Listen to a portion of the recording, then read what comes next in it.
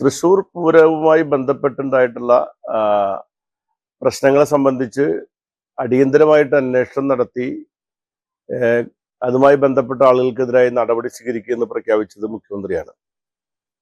ആ പ്രഖ്യാപനത്തിന്റെ അടിസ്ഥാനത്തിൽ പോലീസിന്റെ ചില ഉദ്യോഗസ്ഥന്മാര് തിരുവമ്പാടി, പാറമേക്കാവ് ഉൾപ്പെടെയുള്ള ദേവസ്വത്തിന്റെ ഭാരവാഹികളെ കണ്ട് മൊഴിയെടുത്തതായിട്ട് എനിക്കറിയാം.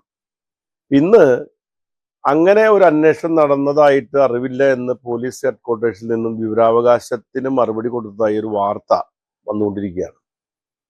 അങ്ങനെ ഒരു അന്വേഷണം നടത്തിയതായി പോലീസ് ഹെഡ്ക്വാർട്ടേഴ്സിന് അറിവില്ല എന്ന മറുപടി നൽകിയത് എനിക്ക് ഞെട്ടലുണ്ടാക്കിയ ഒരു കാര്യമാണ്. ഇവിടെ തൃശ്ശൂരിലെ ഈ വെടിക്കെട്ടുമായി ബന്ധപ്പെട്ട അല്ലെങ്കിൽ അതിന്റെ അധികാരപ്പെട്ട ദേവസ്വം ബോർഡ് ഭാരവാഹികളുടെ കയ്യിൽ നിന്നും പോലീസിന്റെ ഉദ്യോഗസ്ഥന്മാർ വന്ന് മൊഴിയെടുത്തിട്ടുള്ളതായിട്ട് ഇവിടെ അവർ തന്നെ എന്നോട് നേരിട്ട് പറഞ്ഞിട്ടുള്ള കാര്യമാണ്.